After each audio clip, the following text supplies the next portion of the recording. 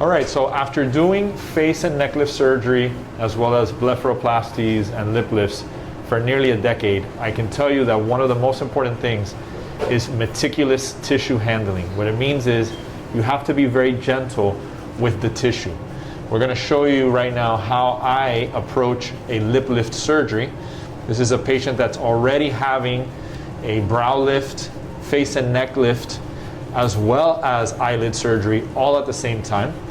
And I'm going to show you how I approach the lip lift surgery. This is a very important procedure to get it right because you want to have the proper lip show, but you don't want to overdo it because it can produce a very duck-like appearance.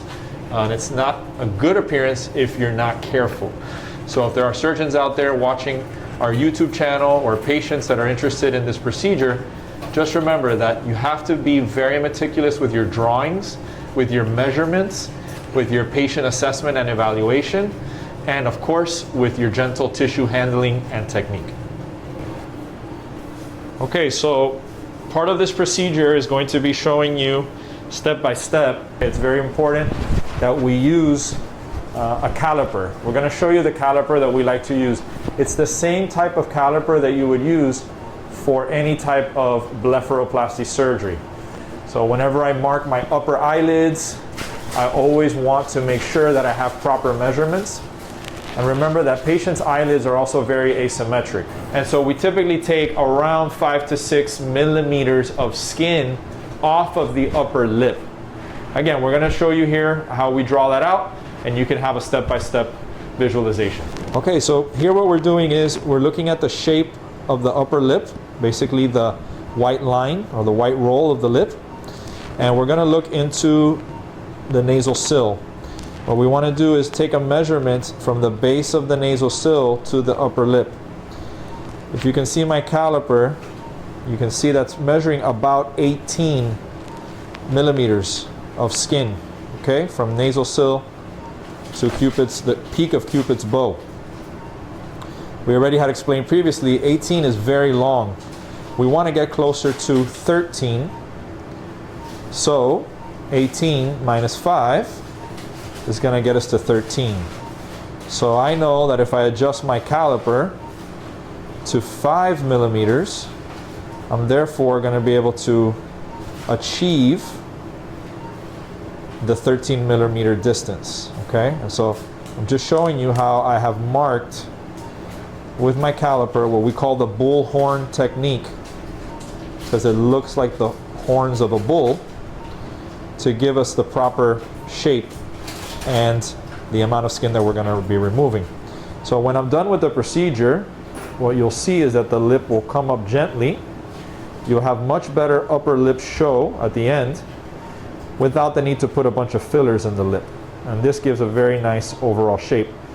To be beautiful, you have to show a little bit of your upper tooth. That's classical beauty in plastic surgery and in overall in female aesthetics.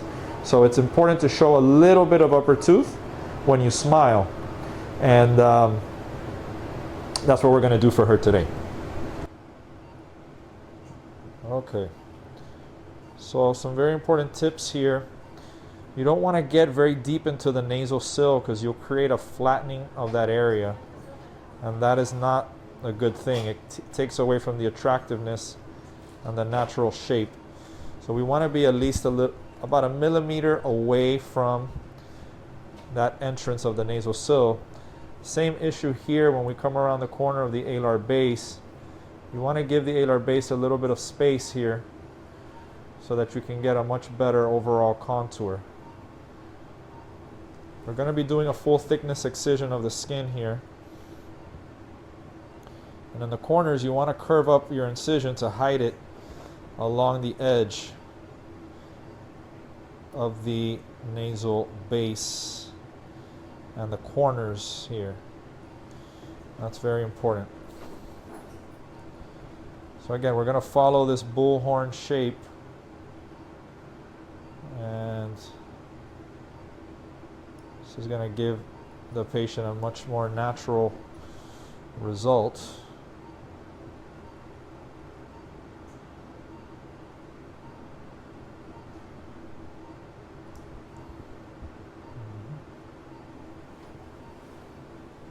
Again, everything has to be very gentle here in the face. For surgeons that are used to doing a lot of bigger tummy tucks, you have to really change the way in which you handle the tissues of the face. They're much more delicate, to be very precise in your measurements and your drawings to really get the best results for facial plastic surgery. So that's what we're doing here. We're also going to use some very fine suture material to get us the best results here. So again, I'm going to do a full thickness excision of the tissue.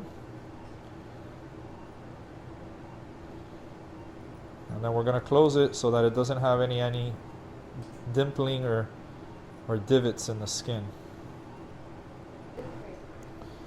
Okay, so here, very important, we want to get very, very precise tissue approximation here with our flaps for our lip lift surgery. We want tissue eversion. That's very important. A lot of my patients, it's funny because unless you're a plastic surgeon, you may not even know this as a general surgeon, but we want tissue eversion here. So we want the tissue to really line up perfectly, and the edges, many times we want them to evert. If they evert, it almost looks like they're kissing. That's how you're going to get the best scar. Okay, so it's what I mentioned previously about gentle tissue handling and really lining up your incisions. As you can see, I had created some markings here before I made my incision to really line everything up precisely here and get the best alignment. This is really important when you're working on lip lifts or brow lifts or any type of facial surgery. You really need to make sure that you line things up appropriately here.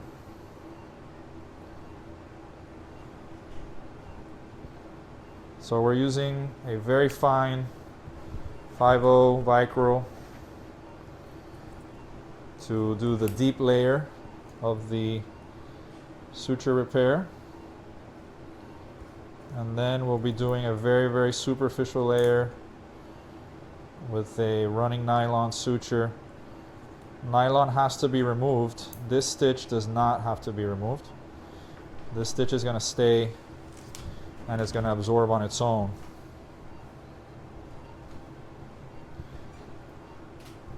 Again, if you zoom in here, you can see how the tissue is perfectly kissing here, perfectly touching. We don't have any gaps, and that is very, very important to having an excellent cosmetic result. You can also see now, of course, you have to be careful because this endotracheal tube can confuse you a little bit, so you have to kind of release it. But you can see how she has nice tooth show there. Her upper lip is going to show very nicely there. Part of the issue here is that the patient is laying down, so the anatomy is not exactly the same as when she's standing up. So it's important to mark these patients, and I want to emphasize that I mark these patients both in a sitting position before we come back to surgery and also in a laying position. So sitting is important when they're in the pre-op area to go ahead and mark, and then you want to reconfirm your markings when the patient lays down as well. It's also very important when you're doing eyelid surgery.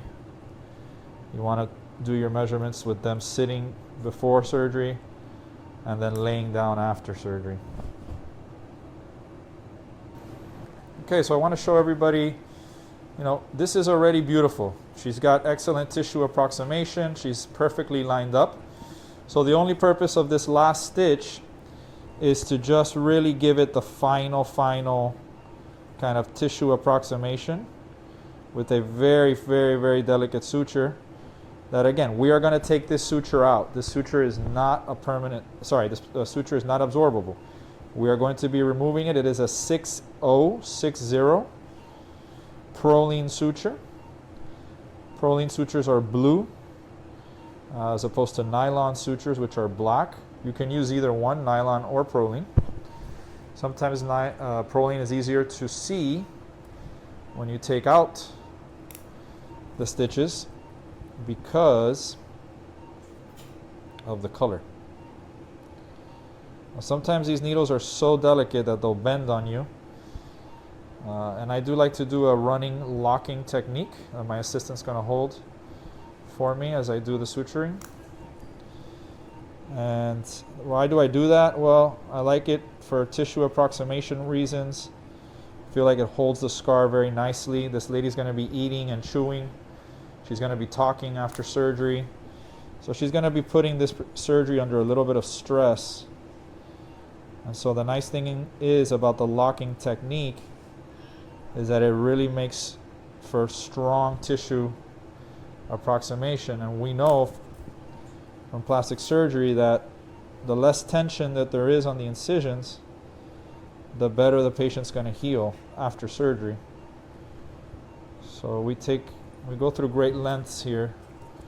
We take a lot of time in the operating room to make sure that these suture repairs or these closures for our procedures are perfect.